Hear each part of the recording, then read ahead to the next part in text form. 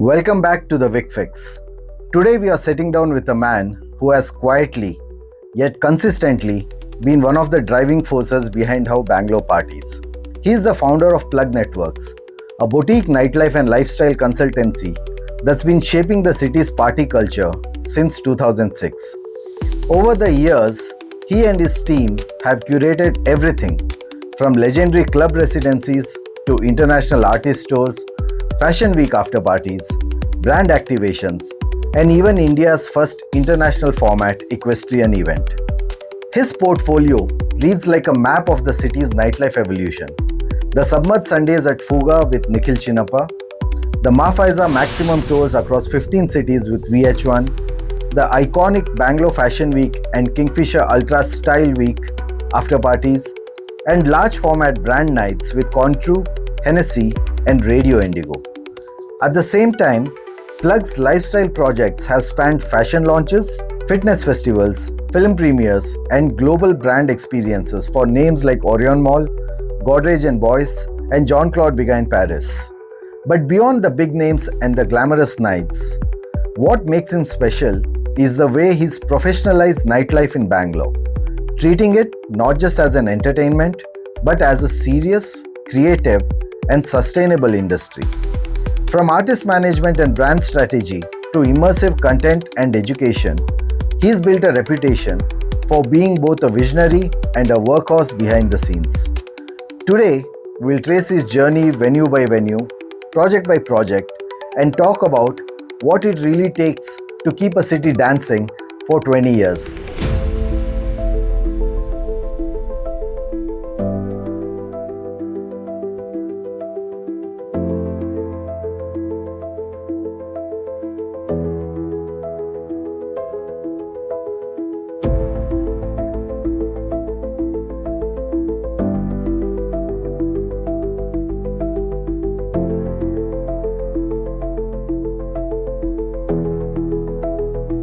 Please welcome to the show, Rafi Pasha. Thank you so much, Ricky. Wonderful to be here. Such a pleasure, Rafi. I know we have been planning this for a while, but I'm so glad that this finally materialized. Absolutely. Yeah. It's been a while in talks. Rafi, you are very well known across the Bangalore circuit for all the parties you throw. But for someone who's meeting you for the first time, who is Rafi Pasha? It's a great question. Actually, I'm still figuring that out myself. But maybe by the end of the podcast, you guys will know a little bit more about me. Absolutely. And I'm so looking forward to this because I think we have been discussing about this episode for a while. It's been a while. Yeah, and I'm glad we could do it. Yeah. For anyone who knows you, your name is almost inseparable from Plugg Networks. Can you tell us how Plugg Networks started and what propelled you to become a part of Bangalore's nightlife? So when I was back in India after my studies and everything from London, I started partying in Bangalore. Few parties, I think a few that stood out were places like Spin. And Spin was phenomenal because I used to go there primarily for Ivan. And Ivan used to play every Wednesday and he used to premiere one new track every Wednesday and we used to look forward to that. I didn't know many people and stuff like that, so I had a couple of friends who knew Ivan. And through Ivan, I used to get entry into Spin. And one day so happened that I stood outside Spin for I think half an hour and they still didn't give me entry. We tried to do something, spoke to some DJs and stuff. Nothing happened. I just stood there for like half an hour. I was like, why is it so restrictive? Like, there are so many people who actually want to step out and party, but they can't. And we don't have so much money. Like, we had very limited money that time. That doesn't deprive us from experiencing the nightlife Bangalore had. So wanted some kind of a format where, I knew that there's a big window open over here where people want to come, but they don't have a platform to actually participate without either paying or knowing somebody and stuff like that. I think that really put me into thinking for a couple of weeks, and then I said maybe I should try to do a party. I had a couple of other friends who were helping me that time. This guy called Ashish and Richard Clive, and we had the whole Richard. One of my partners was a part of F Salon, so then he suggested we do a F party.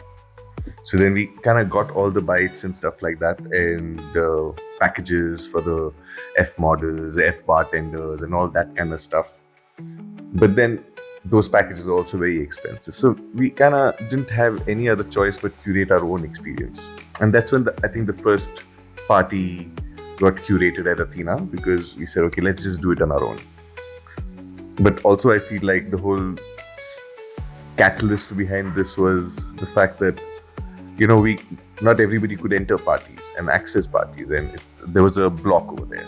And I really think we would have bridged it, and I believe we have. And right now people complain saying that we brought the whole guest list system inside and you damaged the stuff. But I think it's just growing. You know, everybody gets to access what everybody else has to offer, and it's a good thing. That's primarily why I got into nightlife, because there was a big gap in the way nightlife was projected and the potential of nightlife in Bangalore.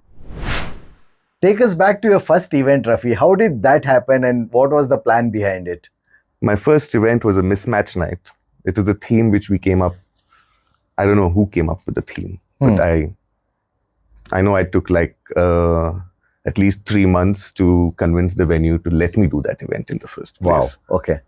This club called Athena in Leela Palace, very popular club, and it started this whole members-only community membership formats and all that kind of stuff. You know, you could store your bottles and have a continued loyalty thing.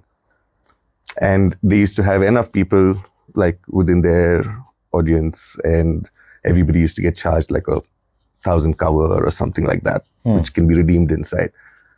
And what I want to do was something totally different, because I just wanted more people to come and experience nightlife. Right. Rather than earn money or try to, you know, offer a service to a club. That was never my intention. It came from the gap that I thought that so many people wanted to party and such few people party. And a lot of people who want to party don't have access to parties because they can't afford it. Right. Or, you know, it's only the DJ who has like 5-6 friends on the guest list, you know, that's it. And then everybody else has to, you know, fade their way through. You know, kind of stuff.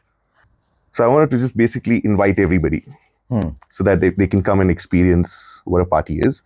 And that was the biggest roadblock, where the venue was not okay, because they were like, we earn so much and we have a guaranteed clientele. Why will we stop them and let people in for free, you know, on invitation, not for free, but on invitation.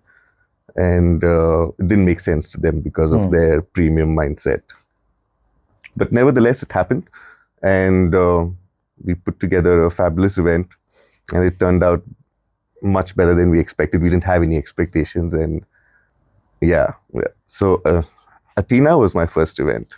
I think somewhere that also ended up changing the dynamics of the club as well, because then they shifted from being a members club to everything shifted after that for them, because the next day they came and they said, Rafi, we made like 5 times the money of what we make on a regular night on a weekend, and we want more. And I was like, okay, so did more. And then they're like, we want more. I think Athena itself was a shock for me, for everybody. And it was a learning curve, because it's not something anybody in Bangalore or we would have experienced, saying that this is how it's done. Like, I literally sat in the office on a computer and made the invite and put it in an envelope. We used to go give it to everybody, like one by one, physically, because there was no guest list system also till then, from my end at least. It was only on invitation. So all the invitations had to reach out to everyone physically. So I used to travel all day like a what do you say, like a porter or Swiggy guy, set locations and go give invites to everyone. And then it all used to culminate. And the first event, when I put out invites and I went out to reach the club at 9 o'clock thinking, okay, production is over and everything is done and stuff. And then there was no place to stand outside in the lobby, in the parking area. And the club was filled with 1,000 people, another 1,000 people standing outside, because nobody can get in because they don't have invites. And it felt like a fan moment, because I was like standing there, I was like, ooh, I have invites in the car. And picked out more invites. I was like, invites. You know, so it kind of escalated in such a way where I think everybody in Bangalore really appreciated the outcome of whatever we tried. And after a couple of gigs, I think that's when things started actually rolling. And that happened when Fuga and Nix came into the picture. Because these were the two new nightclubs that just launched, and it was so hard to even get into Fuga. I managed to get in once or twice through some influence. My friends knew the bouncers and stuff, so somehow I got in. Right. Yeah. But then by then I had done one gig in Athena, and I wanted to do something in Fuga. And I just randomly figured how to reach out to these people, and I met the wonderful people at the Fuga family, from Yogender and Sandeep and everybody, and they were very welcoming, and they heard me out, and they wanted me to do something. It was crazy because I think they were like all three owners sitting on one side and me, this kid, sitting on the other side, and he's like, so what do you want to do? And I was like, so this is what I want to do. And I explained to them some concepts on nightlife and stuff, very very passionately and stuff. And they were like, okay, let's do it. And it did well. And they wanted me to do another one. And then they said Nikhil wanted to do something, and he's been wanting to bring one of his concepts to Bangalore, and that happened to be Submerge. Right. And that kind of took off on a totally different tangent, and kind of grounded me. We did a 6-year residency over there. Absolutely. Every Sunday, and worked with some of the biggest international artists, national artists, got exposed to so many genres of music. So it was a learning for the city, for me who didn't know music. And I think Nikhil had a strong backbone over there too, along with Fuga, who had the courage to take a risk and do something like this. So and then Nix, Anant, of course, we all know him and we all love him. And he's been like a godfather throughout, like Nix and Fuga both. I think the best part was the owners were like very flexible and very comfortable with me. They let me do what I want to do. They had a certain level of faith. Yogender was like, okay, if you're doing it, I'm cool. That thing. So that kind of got me a lot more work, got me tied to projects, because people just loved the whole chemistry of however things were going. Right. I don't think there were too many options in the city in terms of promoters and stuff. Actually. So So then it kind of be diversified, got more promoters, and I think it just grew from there. Amazing. Yeah. When you walk in for new venues, whom you haven't, worked with before, do they have a very different idea or understanding of the way that, an event needs to be handled? And then do you have to sometimes take master classes to actually walk them through it, Actually, what every time, literally, because a lot of people, except a few who are very serious about what a nightclub is or who have a hospitality background and stuff, of course, it's a pleasure working because there's this synergy, and that's very important for anybody, let it be the artist, venue, and event manager. All three need to align. Right. But when there are clubs who have no experience, then it becomes a challenge, because they always come with expectations. They want to earn so much money. This club is doing well when we want to do like that. And, and that doesn't really help anybody.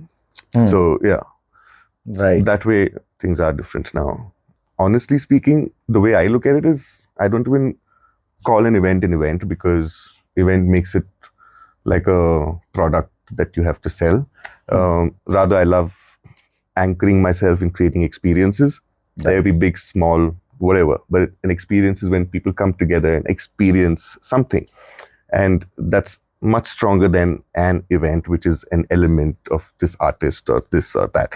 So from that perspective, I think it's very important to have the venue and the chemistry of everything that puts together the event to translate into an experience. Right. So that's the way I look at all the events that I do. And if I find that alignment, it's great. If not, I don't even engage myself. Yeah. Rafi, now let's deep dive a bit into some of the venues that you've worked with over the years. I know there are loads and loads of them, okay? But over this journey of 20 years, name a few iconic venues that you've worked with, and what did each of those collaborations teach you? Probably if you can pick like the top 3 or the top 5. Well, definitely I should say Fuga, Hmm. because that's not only an iconic venue for me, it's for the city and for India. Yeah. It's kind of elevated and introduced electronic music It at a put dance very music on the global, map. put the Yeah. whole global dance music on the map for India. And I think that's definitely one. Of course, I love Nick's because, these two gigs really contributed different dimensions of experiences. Nick's was little more less electronic music centric and more fun theme parties and experiences, laid back, open lounge. And I think more than the venues, it's about the time. At that time and at that era, for Right. what we had, I think those two venues really, when I was doing events, really set the tone for Yeah. people to experience different kind of parties and theme Yeah. parties, EDM nights. And so these two venues stand on top of my head. I don't know if I have to think of number 3, there might be quite a few. Yeah. Probably, yeah. We need 3 more. I'm not gonna let you go till you tell me 3 more. No, I think every venue has its own speciality, and everything that we've created at any venue, let it be a Gawky Goose or the newer clubs right now, or the even little older set of venues. I think I've worked with all the new venues that have launched from the last 20 years, so I can't Right. even remember because it's like they come But and which go, are come the and go, come and longest go. residencies, or like which are the longest other running nights that you did at some of the other venues? Like I think one See, I that think Sanctum comes to mind. Sanctum was very nice. We did a lot of good stuff with Baba. He was also like a brother and a friend and still is. So we had that whole freedom and that whole alignment of what we were doing. We did some crazy concepts over there. Sanctum, yes, definitely. If you want to go back, then you have Hint, which was, Oh, yes, we did a lot yes. of long-standing stuff over there on Right. Wednesdays, Bollywood nights, Yeah. Indus Pride. Yeah. Yeah. So these were a few long nights. How do you go about matching the right room, the right artist, and the right kind of vibe to define a successful night? Well, I think success at event, like I told you initially itself, is a chemistry of all these things being right. Like if you want me to do a brunch in a small indoor short roofed place on a Sunday, people won't love it. So there needs to be an appeal. The concept, the venue needs to be outdoor. You need to have a defined kind of a musical experience in your mind already. Right. That you want to extend to people. You have food, everything has to be curated in a particular flow. And while all these elements are mandatory for any event for that matter, it depends on the concept and how you mix and match them, and also target the right audience.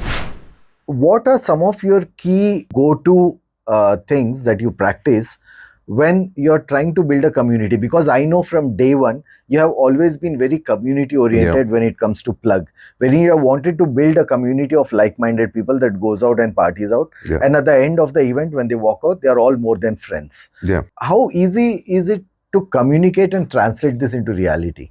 So, you know what, I feel like my approach has been very organic, because before Plugg, I am primarily a hospitality student. I've done my hotel management and worked in London and New Zealand in different hotels, banquets, and bars. I've run taverns and, while doing hospitality. And me generally as a person, I'm very hospitable that way. And I realized that, when you're hosting a party and you're just there to greet people and to take care of them and to host them, that itself forms a kind of a bond in a relationship with people, besides it just being event where you go, this club is nice and stuff like that. So even when we started doing events, it was a lot to do with engaging. We had TT, and then we had Vic, you remember, in Fuga? Yes. And my format was like, I need an MC and need a DJ. And the MC gets paid as much as the DJ, and DJ gets paid as much as the MC. Even I used to get paid equally, same. We used to just share the money, literally, and it was a combination of engaging with people. There's Richard in the team, we all had our own strengths. Yes. And, he bonds with guests very well too, Right. and people love him for who he is. So it is more about building a relationship with people, and rather than building a community, because that's probably uh, goes on how you manage that community that you build. When you Right.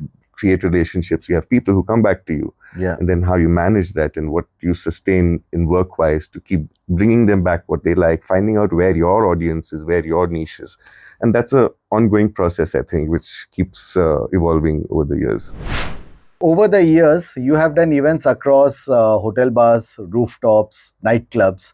Which of these formats have become your favorite and why? I think I have favorites in everything. There is no one format that becomes my favorite, because even now I love working with rooftop vibes for brunches and sundowners. That I love. My audience loves that vibe. Bangalore community, and yeah, I think all formats for that matter. Like even 5-star hotels, there's certain projects that I like that whole experience that a 5-star hotel gives, which aligns to a particular kind of a concept that I make. And standalone clubs gives you a lot more freedom to experiment new stuff and, take your creativity to another level, provided you're aligned with the management. So everything has its plus and minus. It all boils down to the experience, like I said. I love rooftops personally. Um, anything outdoor, let it be a 5-star or a standalone. I love Juliet, and they have good vibes. What's your take on the current state of nightclubs in the city? Because we have been going to clubs at a point of time when there were venues like Fuga and Nix, Yeah. which had like proper nightclubs. But I mean, of course, with the current rules and regulations, somewhere the number of good clubs have reduced in Bangalore. So do you feel that there's a decline that has happened in the kind of clubs that we used to Yeah, have? big time. Because I think Bangalore loves their music, and Bangalore's audience, even the people who are now from all over the country, everybody who blends into the current Bangalore loves going out and parties, and you don't have good nightclubs like before. And I think that Fuga, before that, a few places, I think they really defined nightlife. They helped define what nightlife is. And then everything just shut. And then every 5-star hotel started turning their lounges into pop-up parties and stuff. So Right. no matter what you do, it cannot give you a nightclub experience. So Bangalore definitely can take up a lot more nightclubs, and now I think a few nice big ones are coming up, and I hope more come. Also, Rafu, what's your take on the way that the crowd culture has shifted over the years, like from where you started? I think crowd culture has definitely, I wouldn't call shifted, but it's evolved. And while it's evolved, I think our core culture has become a little diluted. So before, Bangalore used to be a little more close-knit. People knew each other, and 90% of the people who party and get out in that space by default. And I think now also that community still survives in its own respective spaces, but it's expanded a lot.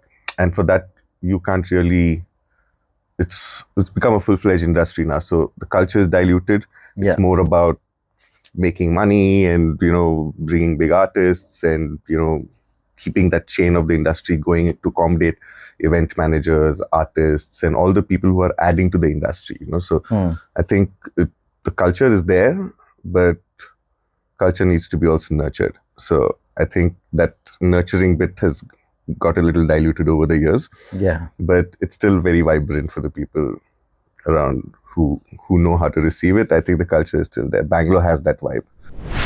Venues are one topic, but relationships are something totally different. How do you go about nurturing competition with collaboration, especially when it comes to promoters in the city? Right.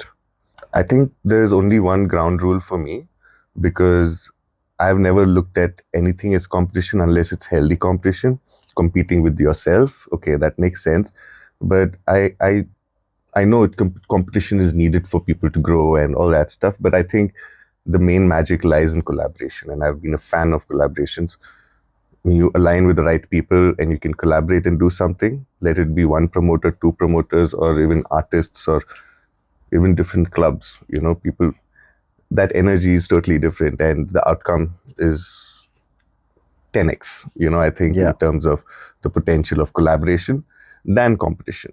Competition is good if you are competing with yourself, because that way you're contributing more to whatever you can collaborate with.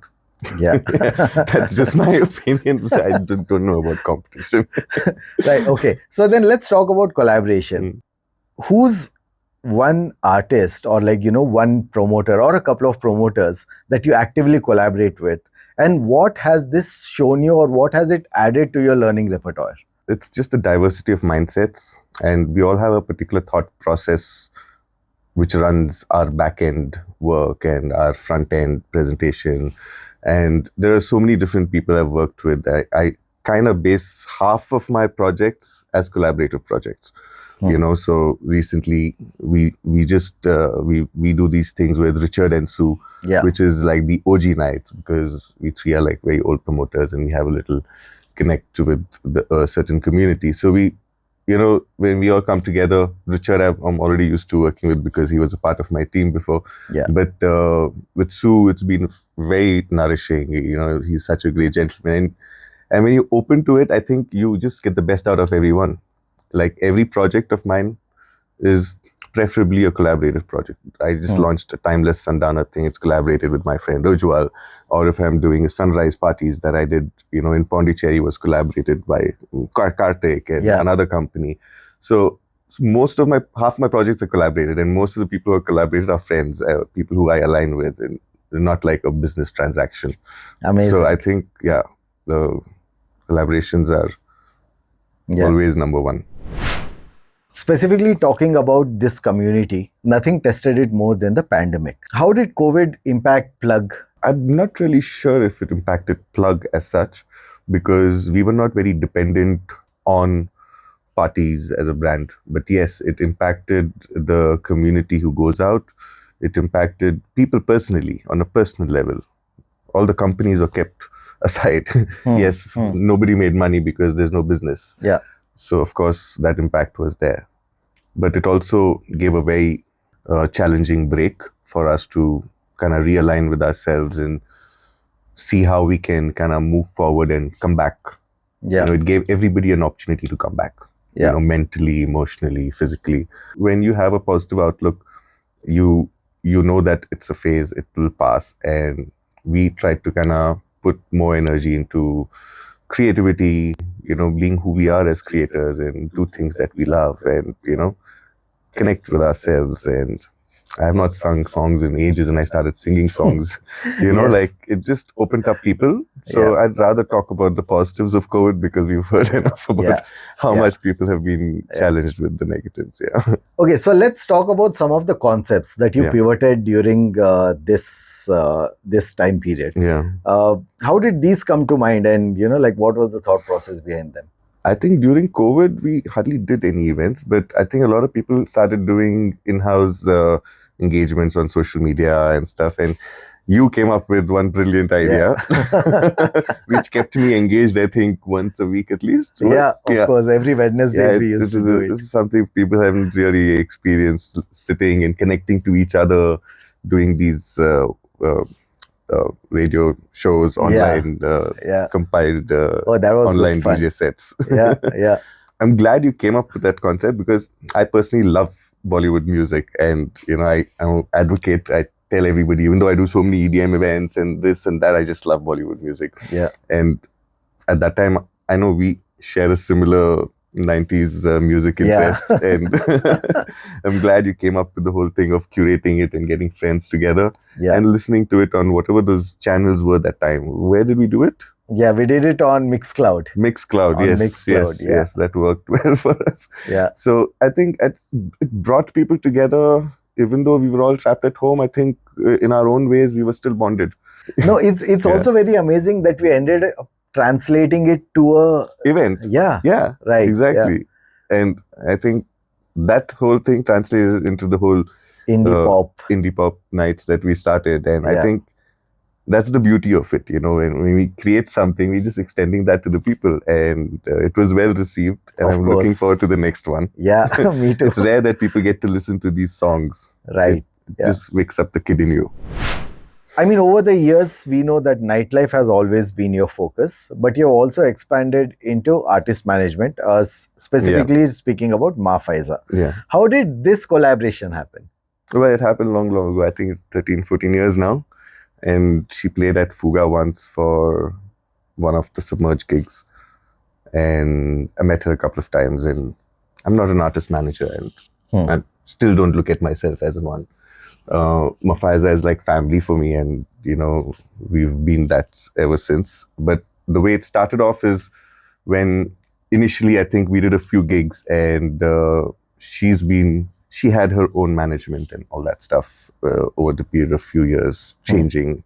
But then I remember we did a couple of gigs and she just came up to me one day and she said, we just clicked off, aligned instantly because of the kind of people we are, I think, to each other. And she's like, do you think you can manage me or my brand? And at that time she was like, she still is a big artist, and and I was like, I'm not really sure if that's something I should do, but I said, okay, let's meet, and I'm open to it because I love her energies, and even though I've not thought of artist management as a portfolio, I just love her as a person, and maybe we can create something exciting together. I met her, went to Alibag, stayed there for like 3 days, just chilled, spoke, got to know each other, made some notes, and then it just started. So I started managing all her bookings throughout India, right? Everything that she does, working alongside with her in terms of expanding or enhancing her already existing brand value, which is so vibrant with her branding on everything, and out there. She's already out there. It's like I'm getting such a positive, exciting, collaboration with this person. Imagine how much I'm going to gain out of it. And it's been happening. I've been learning with her throughout, and we've still been family, and I don't manage any other artist from that day to now. So I just manage her brand and her bookings, and we work very strategically, not in the form of how an artist manager or an artist work together. We have a very organic equation that we have between each other, and it's just been the same since then till now. Amazing. Amazing. Are there a lot of changes that you have done, with regard to marketing, or it could be the tour planning or the content, that goes out? Yeah. It's very strategic. I travel to Pune once a year. So we have 2-3 days of uninterrupted, focused time where we study the last year. Right. Understand what we want to achieve this year, what worked last year, what venues didn't work last year, what we need to practice differently, how to change our tech riders. Everything needs to keep evolving every year. And it's not evolving based on work, it's evolving based on who we are as people, what works for us and what doesn't work for us. Those are our parameters all the time. So we sit on a personal level, jot this down, put a small framework. And yes, branding, very important, especially with a brand like Faiza. There's no way we can't do branding around. So we just do everything possible to make her stand out for who she is in her CDs, to, those kind of branding. She's always been a queen.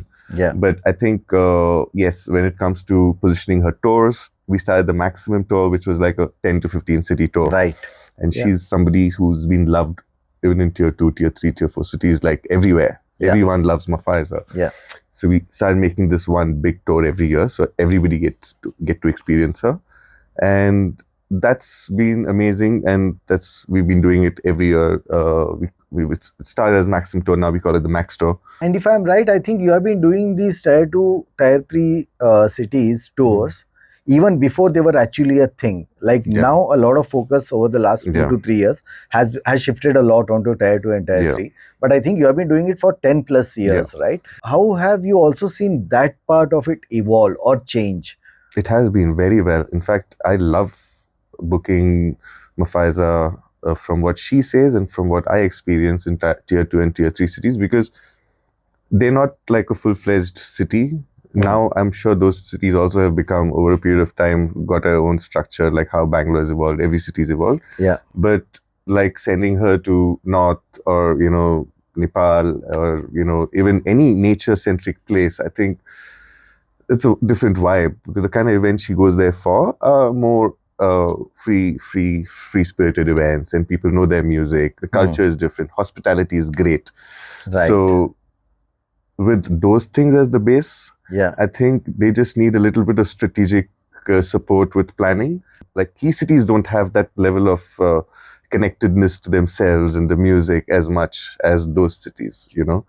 So I look at it as a positive thing. And tier 2, tier 3 cities have a beautiful soul to work with, always.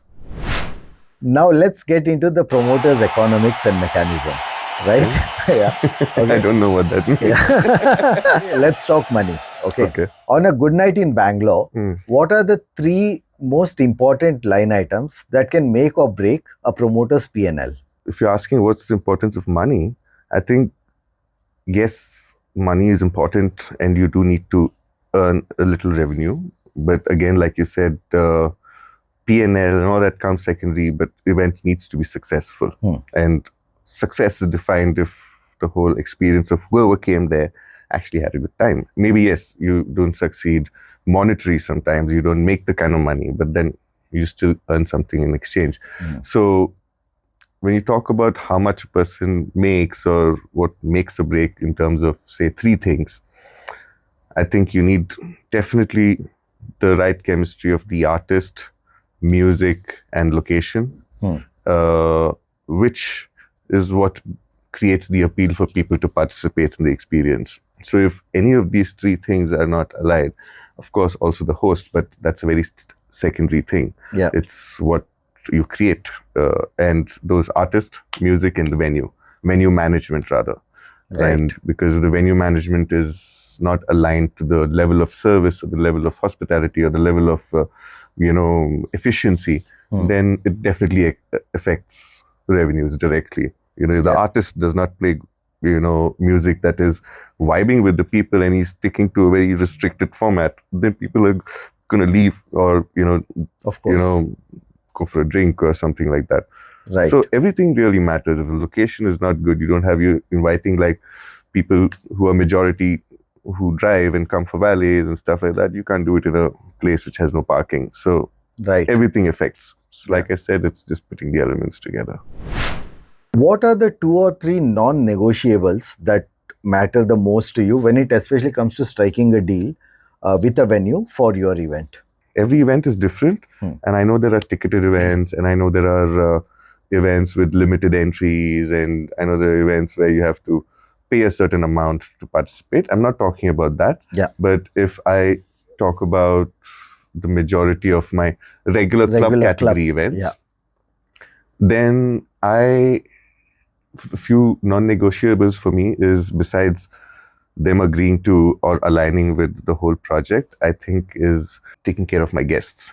A lot of people have these guest list system, which of course we have been doing, and that time, because of the volumes, we had like guest list till 9:30 and this and that. But that's all evolved right now. I do very few projects. It's mostly conceptual projects to a targeted community. So we try to make sure that they have been taken care of. We don't like to tell them that you come at a particular time, or even there's a guy who you can't enter, you have to be a couple, or I've been pulled out of that whole dynamic for the last few years. It just doesn't align to me, because for me, inviting somebody to my party is like inviting them home. Of course. I'm not going to tell them, come like this, come like that, and that's comes from me being a host. And I tell people, okay, this is my list, this is my VIP list. There's no other list. And they need to be allowed anytime. At any time. Whoever they come with, boy, girl. We're not sitting and judging them over there. You don't need a list for me then. You can do that to your walk-in audience. Okay, there's a certain level of filtration you do in a little larger scale events to maintain the ratio, but I don't have that problem. I have a good community. I don't maintain the ratio. Also, it's fine. Sometimes you have extra guys, extra girls, balance is extra. Everybody's a good person over there and just blends in. I think that's a non-negotiable service in hospitality, without which I don't think I would do anything anywhere. Service also can be tweaked, but if people are not warm, they're not hospitable, if they're not open to seeing what the experience is going to unfold, then I think nobody grows there. For some of the regular club nights that are currently happening in Bangalore, can you walk us through a sample night's financials, such as the costs or financial splits, and what levers matter the most? See, I think your primary expenses to put a club event is your artist, your your setup, your experience, if there is anything, and depends. Like I have Luru Diwali that we do every year. This is the 13th year we're doing now, and Anup and me we're doing this for a while, and we keep it very experience centric. But again, for that we need a lot of sponsors. So our money comes from a lot of sponsors who've been supporting us over the period of time. Yeah. We do have a revenue generation from the venue also. That depends. Some venues, the percentages depend from say 10 to 30% or whatever, depending on the kind of event you're proposing and whatever the equation is. And then you have your artists. And if it's a regular weekly residency, then maybe you have a lesser budget for artists. Yeah. But the whole idea to not go under a loss and keep the night profitable is to make sure that you're not really putting more than what you can into that experience forcefully. Right. You either don't do the experience or do it properly, but then when you're doing it, you need to have at least most of the event covered before the event starts. Yeah. So then you have some space to even cover up the costs as well as maybe earn a little. But yeah, now if that money comes from sponsors or comes from the venue, depends on the venue and the format of the event again.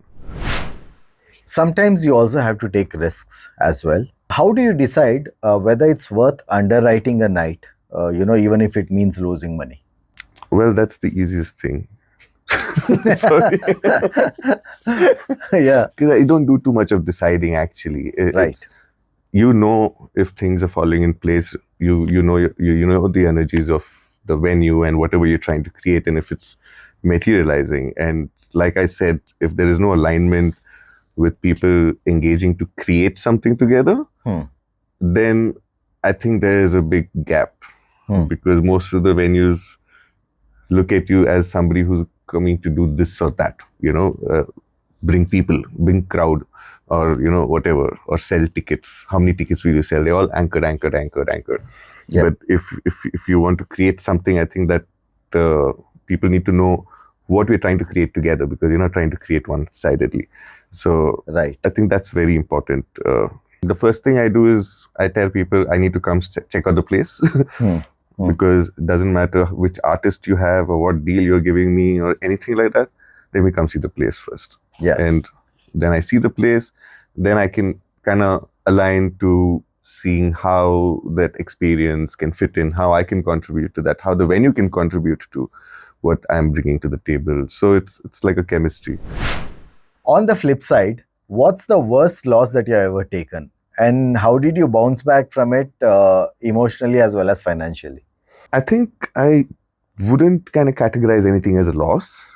If you're meaning financial loss in terms of revenues, then yes, there were quite a few events, and even one of our Luru events was a great success. People enjoyed, big artists and stuff, but then we didn't generate enough tickets because the location being far or whatever. I'm not really sure. It was raining, and it always rains during Diwali time, but I think that time Tamanna was pregnant and, just due. Zidan was on his way. And we really needed the money. And we were kind of banking on that. And when that didn't really go well, it kind of struck us emotionally because we were depending for an emotional reason. But I think we kind of overcame that. It was a very temporary thing. And of course, I don't look at it as a loss. Every event teaches you something, and it's always a learning. The bigger the loss, the bigger the learning. And besides that personal, emotional event that happened, everything else, I don't think I've experienced anything as a loss. I don't even recollect. I know some events didn't make money, but luckily I was not putting the money in them. So yeah. I didn't have to go too much. On this topic, finally, what is one thing that venues see as a cost, but promoters see as a marketing investment? Well, artist for sure. Because sometimes venues don't understand why we need an artist. Some people might think their resident DJ plays really well, and that could be true. But then, and we're not undermining any resident DJ. I know some really fabulous resident DJs, like, even the Juliet guys, and those people are like meat.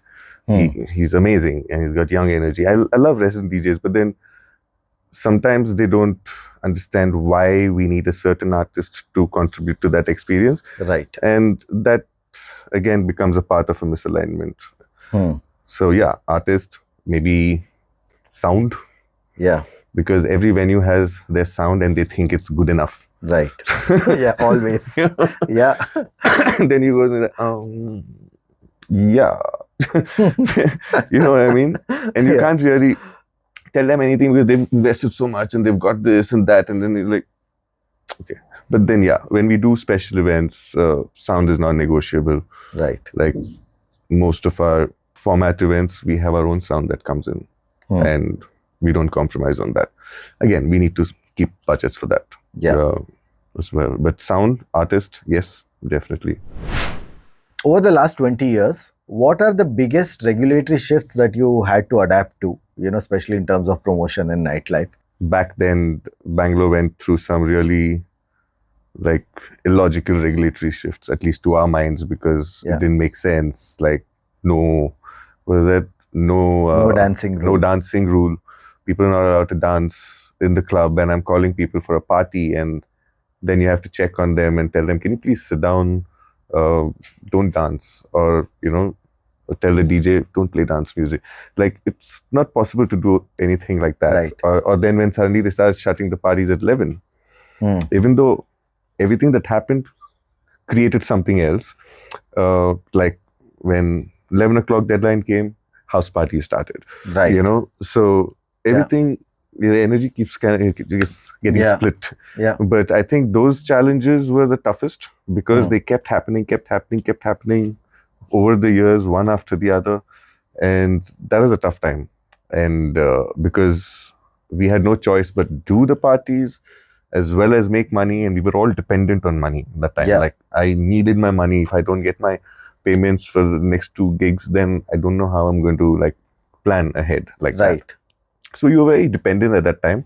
Yeah. Things are easier now, but from regulatory shifts perspective, I think that era had a lot of challenging times.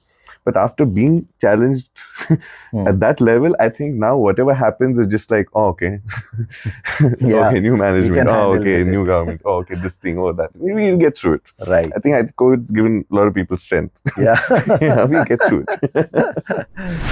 Rafi, when you work with venues, do you get into contractual agreements? How do you generally handle the whole payment, and ensure that, payments are not defaulted or on time?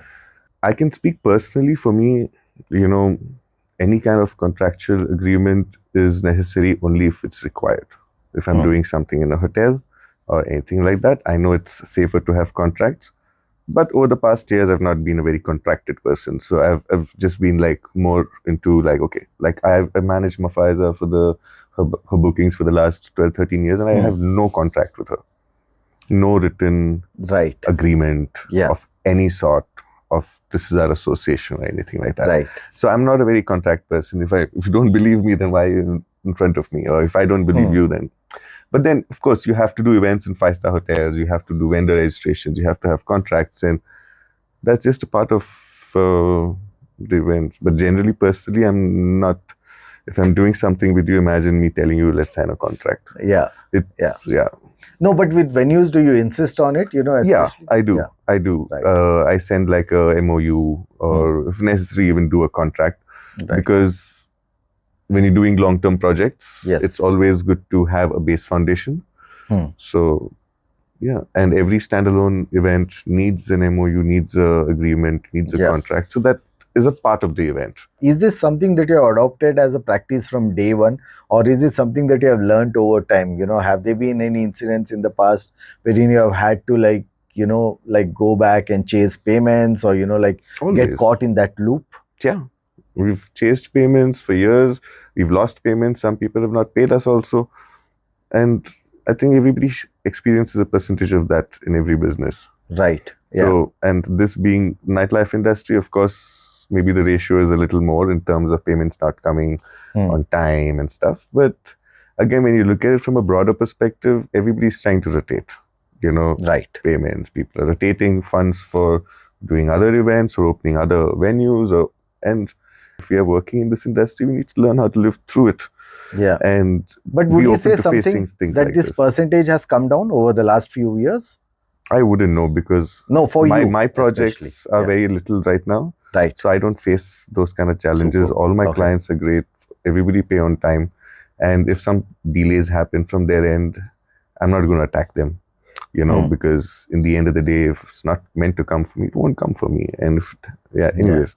But So, if we flip the question, Yeah. then it also means that you have gotten smarter and you also started working only with venues who that have a certain kind of trust and are guaranteed. of course. Right? So I Yeah. know that if I'm getting involved with the venue, I don't need to be worrying about payment. Like Right. worrying about payment is like trying to create something in survival mode. Of course. You know what I mean? You can't do anything. So I Yeah. make sure the payments are sorted. And if I have to pay people, my artists or anybody, whoever I work with, I'm not waiting for people to pay me. I'm paying them. Right. Yeah. That's my flow. Yeah. It doesn't matter. Yeah. Even if they don't want it later, if I have the money, I would rather pay. Exactly. Because when money is out of the equation, then you can do so many other things. Absolutely. Yeah.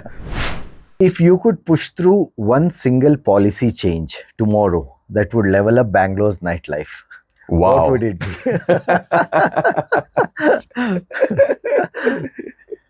I think make it standard nightlife timing till 3 o'clock. Have regulations for everything. Go extra strict on drunken driving if required. Yeah. But give us the freedom to be and extend the timing. We can have and enforce a little more stronger security protocols or whatever. But you know what? People really want to party longer.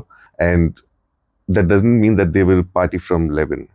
They will probably come late. Yeah. They will start partying like how Bangalore used to party at 12 o'clock. They start partying at 12 and then party till 2, 3 and go back. Because most of the people, if you go back to those days, the time to party is like post 12. Right. You go home, you do this, you have friends come over, you have a couple of drinks, you hit the bars at 12, 12:30. Yeah. And now it's become a story. We used to do that. But that's actually nature. That's naturally people, that is the thing. Now people are finishing work, coming, getting ready. Oh, I have to go there for 9:30. I have to go there 11 o'clock, 1 o'clock, I'll get over. Yeah. And then they don't know what to do. They want to go party in different places or different houses and more traveling. Right. If you look at it, it balances out. So I feel like just make a standard deadline of, say, party till 3 o'clock. Restaurants open throughout the night. Yeah. Without alcohol. Yeah. And coffee shops open throughout the night. For coffee. Of course. Yeah. So I think that's one thing that I think will really open up the city. If a young promoter came to you today saying that they want to start working with a new club, what's the 3-phase blueprint that you would give them? A young promoter ask himself what he loves, and if he can find that in this industry, either through music or through artist management or through whatever. It's easy to get driven into potential and scopes and filling the gaps and blanks. But then if you don't enjoy that, nothing of that is going to happen, actually. And you're going to waste your time trying to explore. Yeah, you will explore. But even to start, have a passion, have an alignment to what you're trying to create. After that, it's all about making sure you have the right collaborations, which I love, and time in hand, and the right partners. I think those are the things, because when you have collaborations, you can really create more. Right. And you have a good venue, or at least you have a good experience. You know what venue fits that whole thing. So just knowing what you want to do, I think. Yeah. Rather than doing things because people are doing, or it's industry is damn cool. Yeah. And I think you're also speaking from personal experience, and you have implemented this because one of the guests that I interviewed on the Vic Fix, Seema, told me that how Yeah. big of a influence that you had on her career, and she's spoken about it during the episode. I loved working with her. Yeah, You know, we wherein did she a said, lot of projects I together. think you guys met at Sutra, and Yeah. that's where it started from. I used to do a lot of events over there. I think. We have done a used to few do events over there as well regularly. together. So we used to collaborate and do stuff, and then she used to also be a part of it. And a lot of promoters, all kinds of promoters, and everybody has their own strength. I think they're very nice people. Yeah, no, you also spawned off, like this really good breed of promoters, who are like now doing a brilliant job in the Bangalore nightlife market. So kudos to you for that. Thanks. They're doing a great job. I don't know most of them actually, but I know that they're doing a great job, and a lot of new things I see around, which is good.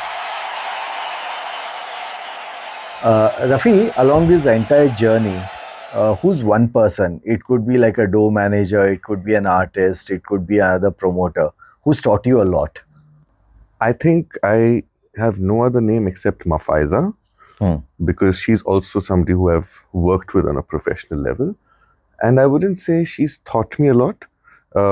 She's aligned to me a lot in terms of the way we work. So I think it's given me a lot more confidence to let me be myself and work in the way I work. I don't have to work in a particular format. And that was a very big learning for me, which she supported.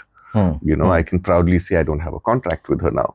And still know that we still share the same love and relationship and work. So she, from that perspective, yes, Faiza. Besides that, if I have to take a few names, there are quite a few people.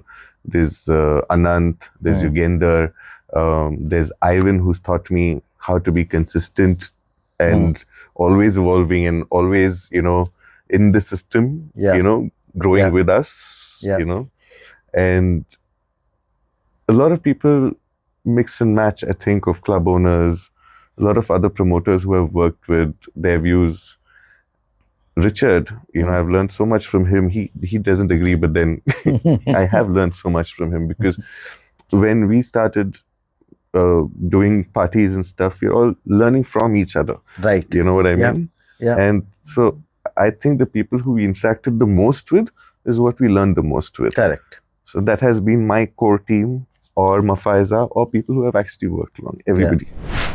And finally, give us a mini masterclass. How would you fill a room from zero to full in just 90 days? Walk us through what you would do. Wow.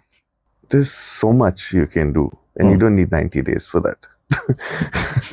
So I think you're just wasting time. 90 days is not needed. Yeah. If you have a great venue, and if you have a great plan in terms of an experience that you can extend to people, and then if you have a market of people and a connect to them, then I think it's all about positioning it in the right way. Because a lot of people, what they do is they just make such excellently curated events, and they don't communicate about the experience to people. They just say one artwork and this is happening, come.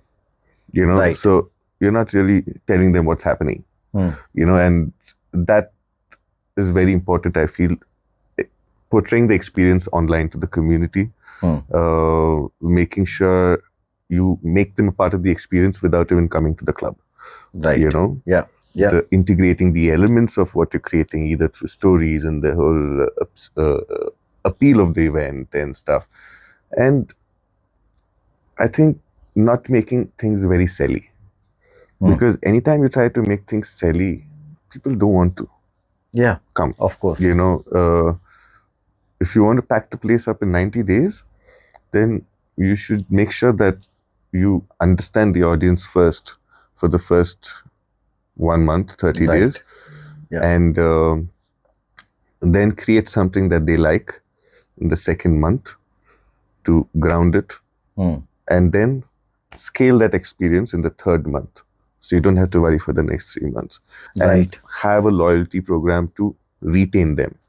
Because then if they actually actually enjoyed your experience, Right. and have Yeah. some kind of a follow-up. I do that with my pictures, and I do that a lot of stuff. Yeah. But then I also engage with people and talk to them. Yeah. And personal connect is really important, Right. because for anybody to come back, there needs to be something to come back. And if you're a part of the event in terms of music or this or that, they need to know that that's guaranteed. Because then they don't have to worry. Right. Sure shot. Like, people knew what's going to happen at ONIB. You don't have to convince them to come. Right. They come there. That's a sold experience. Yeah. Yeah. So, yeah.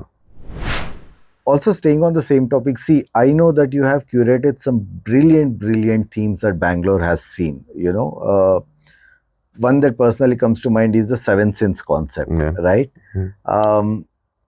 Over the last 20 years, like, which have been your top 3 or top 5 themes that like surpassed your expectations? And so then I think, yeah, Seven Deadly Sins definitely tops up, because even collectively people are so aware of Seven Deadly Sins in Bangalore, whoever was that time. Right. Because it was a totally different level theme experience, clubbed with the whole Fuga discotheque infrastructure and everything. It kind of took off. We changed the color of the whole venue 7 days, seven themes, because they had those special lightings and all that stuff. Yeah. So I think, yeah, in terms of theme concepts, maybe Seven Deadly Sins, Halloween, very popular. We've done so many crazy Halloween parties, like more like cosplays, costume parties. Yeah. Yeah. Halloween, Diwali, again, it's an occasion. Those are occasions. But it's themes, become the go-to Halloween is Diwali party in Bangalore now. Yeah. Yeah. So that Luru Diwali is again like a celebratory IP, which Anup and me have. And we have Luru Diwali, Luru Holi, Luru Christmas, like that kind of stuff. Yeah. In the next 5 to 10 years, how do you see the nightlife experience evolving? I think it will evolve in terms of experiences, because you can't keep giving the same thing to anybody multiple times. And a lot of people have started traveling. A lot of people have started these new ways of actually, like, before you had to go to a party and drink and all that kind of stuff. But now you can have parties in coffee shops, and, you know, brands, showrooms and stuff can have their own curated experiences for people. So I think socializing is going to change the way we know it. People will engage with people in a different level personally, in a different level through apps, and even in different formats with brands. Right now, we are very closed within the nightlife, and I know there are a few non-alcoholic brands also participate in nightlife, but that's more on a national level. But I think now every city needs to start exploring newer experiences and concepts. I think from that way, it will diversify. And with the tech and AI and everything, you can't really predict what can be created now. You can do anything. You know, the way you invite people, the way you promote, the way you communicate, everything can be different with AI. And I'm sure it will be different for the best if you know how to utilize the tool as a tool. Without naming the artist, can you tell us if there has ever been a time when you have literally pulled the plug on a headliner, and what happened? Yeah, I think there was one time. I've never done that, actually. I don't do that. I respect artists, and, you know, we're nobody to pull the plug on anybody. But then there was one time, I think it was my anniversary event, and I had booked an artist to play, and I booked her for like a 1.5 hour, 2 hour set or something like that. And she had a manager, and he, I think, was dating her also, and they had a more than a professional relationship. And she was just so energetic, wonderful set, dancing and playing and entertaining people. And then suddenly she was like, now I think I'm done. And I was like, why? She's like, no, I can't, I have to walk out of the console right now. I said, okay, why? She's like, this is how much I was paid for. You know, I need to leave now.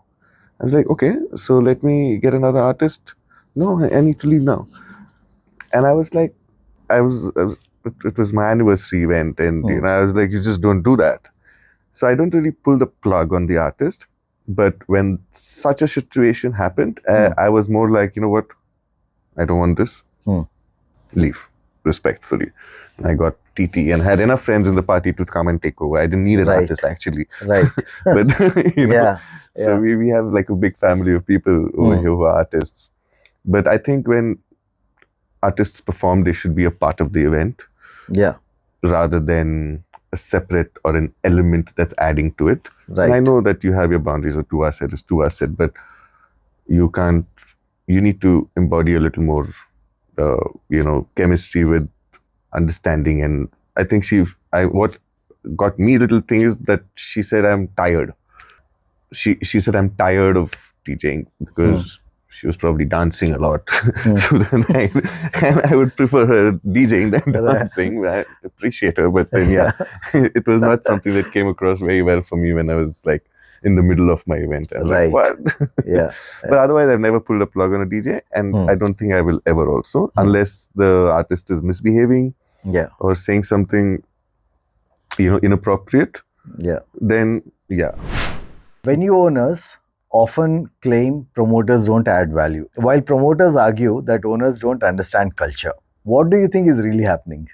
I don't think anybody needs a promoter for any venue for that matter, if the venue knows how to promote themselves. And there are a lot of venues who are doing that well.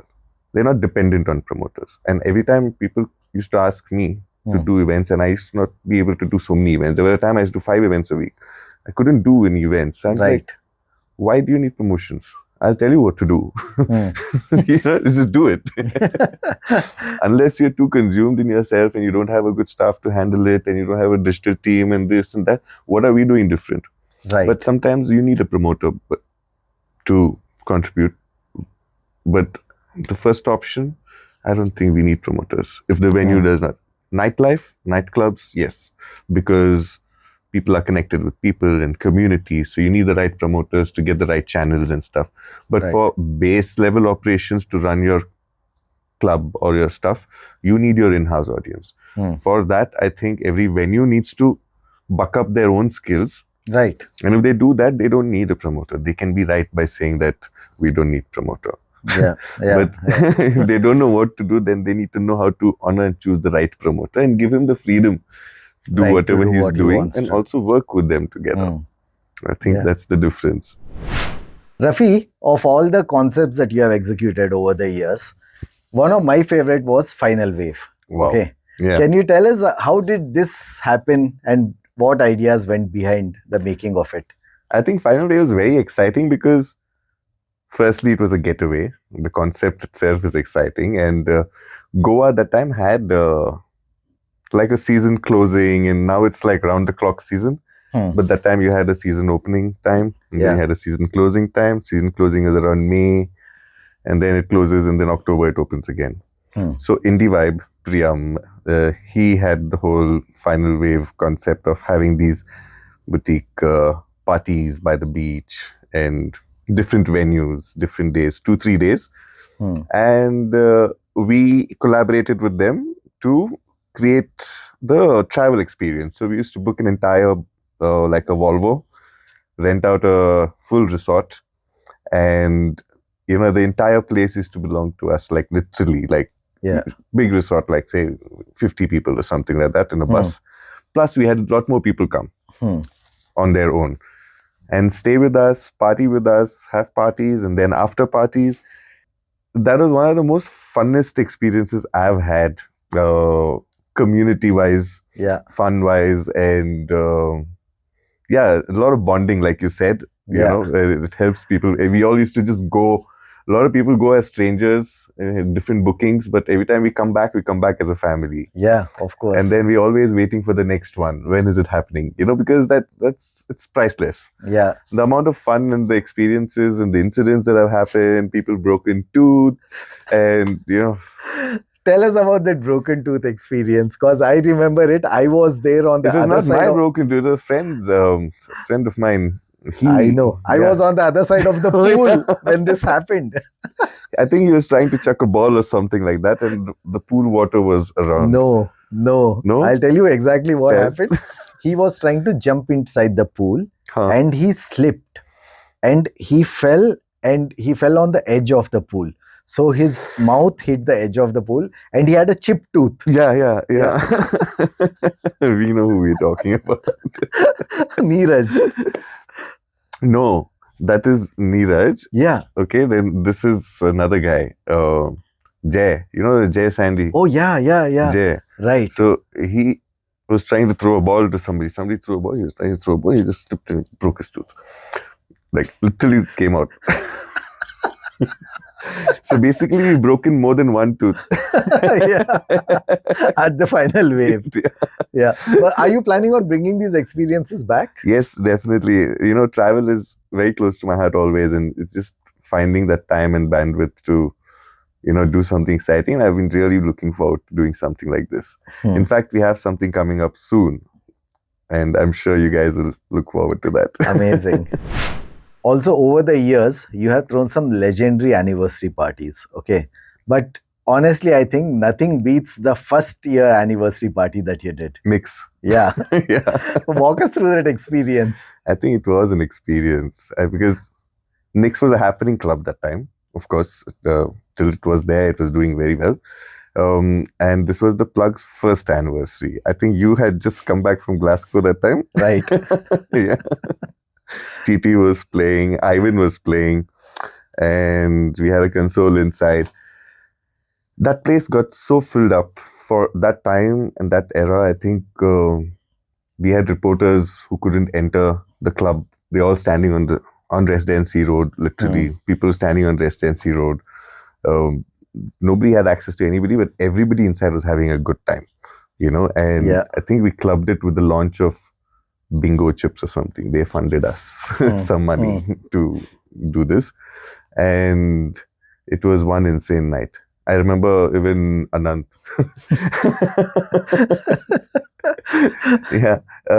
He tried to get into the club because obviously the place was too packed, and he found a back entrance, and he's on this side of the door and I'm on this side. Door is closed because he has to open to get in.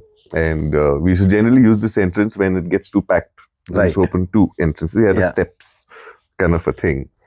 And he took the steps and came up, and he finally called me. He said, I'm near the door. He's telling, open the door, I need to get in. And I was like, I didn't have the keys, and I couldn't find his people or whatever at that situation. But I couldn't communicate much. So I was just telling him, Anant, wait. You know? And he's like, after a while, he got furious. He's like, it's my club. How can you stop me from entering my club? And I was stopping you. There's too many people over here. And yeah, I think he waited for a while. Right. Furious. And after that, he went through the back door. He had to break a door, enter his kitchen through that door. Oh, wow. And okay. Yeah, he still reminds me of that story every time I meet him. And he's not very happy about it. But I think that whole anniversary party itself was so much of a crazy hype and crazy energies. Ivan, the whole chemistry, the whole excitement was next level, you know. Yeah. I think those kind of parties are etched in our memory forever. I have a photo from that night which I'm going to put up over here. Yeah. So people can relive a bit of the madness from that night. During my research, I also came across this one instance wherein, cops walked into a party that you're hosting, and, it was dealt with in a very different way. Can you tell us about that? I think I know what you're talking about. It's not me, actually. It was a DJ. We didn't know what to do or how to deal with situations, because how do you have no dancing in a club and run a night with music and people and, the whole thing. We just decided one day that if cops come, we'll just sit on the floor. So the cops entered and saw the entire dance floor. Everybody was just sitting down on the floor. And they were like, okay. It's like, when you're doing something and parents catch you. Yeah. And then you try to... It's more like that. But we had to do all these kind of things. And I think they just came for a regular checkup. Yeah. But it's just funny because we decided to kind of sit on the dance floor. Yeah. So we've done funny stuff like that. a lot more things also. Right. Made the most out of all the regulatory restrictions in the most positive way, I think. So there was one New Year party we did at this resort, I think back in 2007, 8, I think. Very big event, and all the promoters, the top promoters, including me and a few other people, all came together, so nobody else could go anywhere else. We had some international DJ, and we had this, and we had different zones, and we had a poolside premium space and everything like that. And all of a sudden, you have the protest communities. I don't know who. They barged in like in hundreds, literally. And I think it was like half an hour before 12 o'clock. And by the time they barged in and started breaking a few things, 12 happened. But immediately after that, we were like literally attacked. The bar counters were broken down. Food counters were broken down. They came with tomatoes and they chucked onto the international DJs. And, the whole place, they were just attacking people literally. And we somehow secured ourselves inside the inside area. And then I know I was taking care of 2 friends who were with me, these girls, and I had to take them out. And that gate that is shut, like 200 people trying to break that gate also now to come in over here. Then we had to get like 5 bouncers each and open the gate and escort us till a particular spot. And from there they let us, and we ran all the way to the cars. And now the parking lot has a wide, like an open parking lot, and you have these bamboos. Right. And like fabricated for different car parks. So you have to either go like this and come out, or like this and come out. Got it. And our car was there, and we have hooligans, New Year people, all crazy people coming to attack us. And I'm taking care of 2 ladies. And they would have tried to catch us and hit us and stuff like that, what they were doing with everybody. And I didn't know what to do in that instant. I told these girls, I said, come with me. The car is there. Ignore them and just come. By the time we could reach the car, they had reached us. And they came. So what I did, started acting like them. So I was like, hey, like, they were like, maro, podo, and everything. I was like, maro. So then they got a little confused. They said, like that only. I did like that. Opened the car, put inside, and like scooted out of that place. And my friends like, why did you try to act like that? I said, otherwise we would be attacked. Yeah. So you just become one of them. So then they were like, okay, chalo, let's do this. Crazy. Yeah, we had like some crazy times. That was one event. Didn't go well because of certain things, but yeah. Rafu, so now we'll get into this rapid fire. First club you ever partied in as a guest, not a promoter? JJ's. JJ's, yeah. It was my first party experience, because that was most popular one when we were in college, near Old Airport Road. Yeah, afternoon parties. Yeah, no? That is a different vibe. I don't think people now can relate to that vibe. Right. But it was nothing less than a night party. Fuga or Nix? Which taught you more? Fuga. One DJ who never fails to pack your floor. Ivan, yeah. Best Bangalore nightlife crowd, 2000s, 2010s or 2020s? 2000. The older the better. If you weren't promoting, what would you be doing today? Singing? I know, I'm just joking. I don't know. I probably would be traveling or doing something on those lines. Something connected to music or nature. Your go-to drink when hosting a night? I start with beers. And after that, I don't know. Most stressful hour for a promoter? 8 to 9, 9 to 10 or 12 to 1? Well, it's not stressful, but if you mean what you mean, then 9 to 10. That's when your anxiety starts kicking in. One venue in Bangalore you wish you could bring back from the dead? Blue Bar. It's not dead. Yeah. But the culture and the vibe really represents Bangalore, old Bangalore. And I miss that place. Fuga also, for that matter. Biggest headache, influencers or cops? None. That's why I don't involve myself with either.